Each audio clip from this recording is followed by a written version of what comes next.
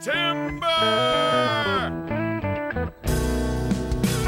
It's been a while since I've reviewed a Majesco published game, and with the one exception of Wild Earth African Safari, I think they do a mediocre job of making Wii games. My hopes for this game weren't too high, since it's just another Majesco minigame title. They seem like they're trying to corner the Wii market in minigame collections. The problem with always making minigames is, when it comes time to make a real game, they tend to do a poor job at it. But with that said, this is definitely one of the better minigame collections. I'm not saying it's fantastic, but it's not bad. There are 16 logging-related minigames, and the game starts off on my bad side by locking almost all the games. Ugh.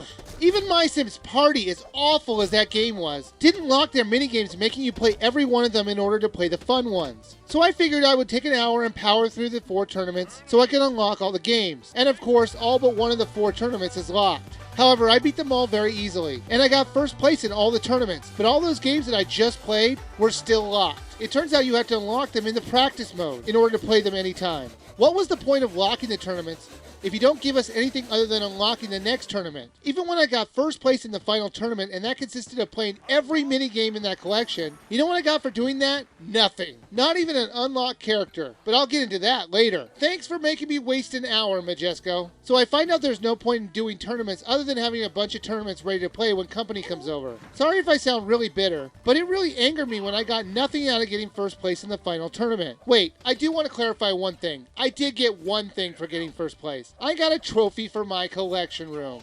Whoopee! You start off the game with 4 characters to choose from. A lumberjack named Jack, a girl named Jill. Wait, I get it. Lumberjill. Nice pun, Majesco. And of course a ninja and a pirate. Because nothing screams logging sports like a ninja and a pirate. Hey, if ninjas and pirates can play dodgeball, why can't they be in logging sports as well? Makes total sense to me. Plus there are a bunch more you can unlock, but I have no idea how to do it. You would think I'd get at least one of them for finishing the tournaments, but no. Thanks for the encouragement for playing the tournament modes, Majesco. I hear you can play as your Miis, but I never got to unlock any of the other characters, so I have no idea if that's true. The games themselves can be played with just a Wiimote, or most of the time with a balance board. You'll always choose the Wiimote over the balance board. It's quicker and easier. The games themselves were okay. Some were very clever, like this one where you had to saw off the right branches at the right times, like a very simplified version of Guitar Hero. Or this one where you have to keep balanced on a log.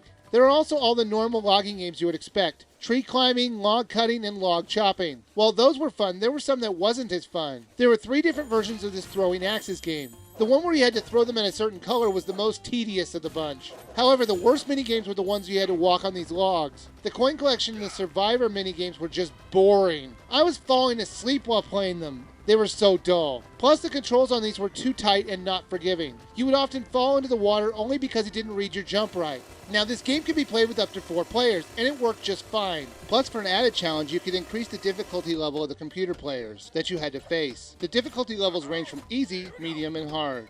Go Play Lumberjacks is basically a fun game. It's more of a game that younger kids would enjoy because of its easy to learn and master controls. While 30% of the games were a bit dull, the other 70% were fun enough to keep a younger child's attention. If you're looking for a nice family game, this is not a bad choice, and I think it would be fun for a nice weekend rental.